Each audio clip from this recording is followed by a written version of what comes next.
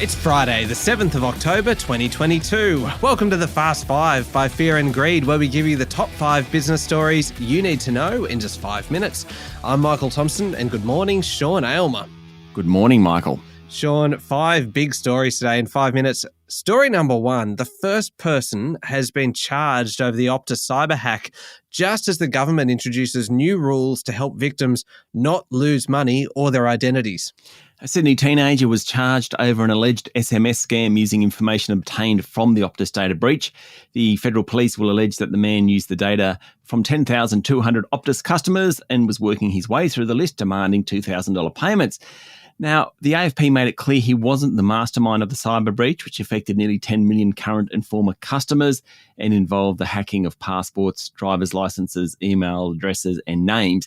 But he had allegedly accessed the stolen data that was dumped on an online forum. The federal police and AFP are still searching for those original hackers. All this was happening just after the federal government announced new changes to privacy laws. The changes to the telecommunications regulations will allow telcos to share information with the government and coordinate with financial institutions to prevent fraud. That's the goal. Anyway, Communications Minister Michelle Rowland said the changes will help banks detect fraud and mitigate the risk of malicious activity. Okay, on to story number 2. It is official, Sean. Sydney has experienced its wettest year ever, and there's still nearly 24% of 2022 to go. And while that's happening in Sydney, Victoria is being threatened with violent storms and Western New South Wales is being drenched.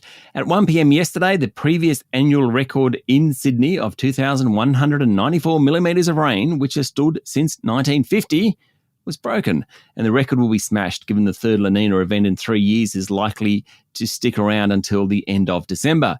Heavy rains and storms have covered much of Victoria's east coast as well, with the threat of tornadic supercells hovering. Tornadic supercells, I like that. It basically means tornadoes, large hailstones, damaging wind gusts and isolated heavy rain over the state, particularly in the northwest.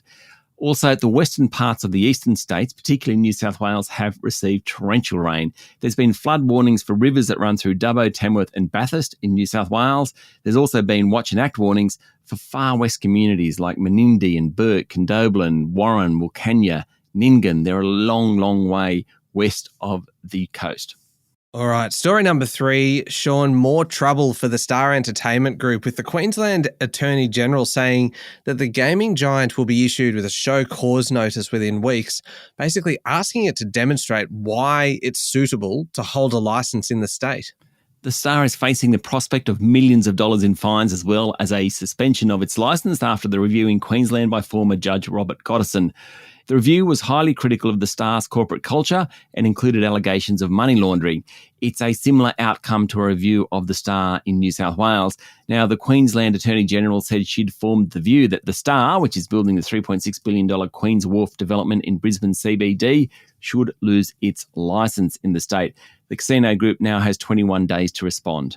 Story number 4, Sean, it feels like we've only just left winter behind, but there's only 79 or so, if I've done the maths right, sleeps until Christmas. So Coles launched its Christmas range yesterday. And how about this? Boss Stephen Kane expects people to spend up quite big over Christmas before pulling back next year. That's right. He reckons the next couple of months are all about glazed hams, wines and decorations before belt tightening begins. In fact, Mr. Kane reckons this will be the biggest Christmas ever for Coles. Then come January and February and the credit card bills roll in, and then people on fixed rate mortgages have to convert to higher interest rate loans later in the year. Budgets will become much tighter. Now, Michael, some of the highlights from Coles' new Christmas range, according to The Australian, include a Christmas juniper berry seasoned ham, a luxury Black Forest Bombay pudding, prawns in blankets, whatever that is, and for the first time, a plant-based Christmas ham-style roast. That sounds interesting. Story number 5, Sean. I don't normally get that excited about chess, but when there is a scandal in chess, suddenly I'm there. One of the most impressive up-and-comers has been accused of cheating by the world champion. Hans Niemann, the 19-year-old at the centre of the allegations, who's now ranked in the top 40 in the world, probably cheated more than 100 times in online games, according to a new report. But there's no clear evidence he cheated, as they say, over the board. Last month, Niemann beat world champion Magnus Carlsen, who then promptly claimed Niemann was cheating. Carlsen said he won't play Niemann online or over the board again. Apparently, online cheating is sort of tolerated. Chess.com can work out whether it's happening or not, but over the board cheating is not. Chess.com banned Neiman in 2020. Since then, his ranking has surged to become a top 40 player. This has all come to a head because the first round of the US Championship was due to start overnight. Now, Michael, that's the one Bobby Fischer won 8 times, the first time as a 14-year-old.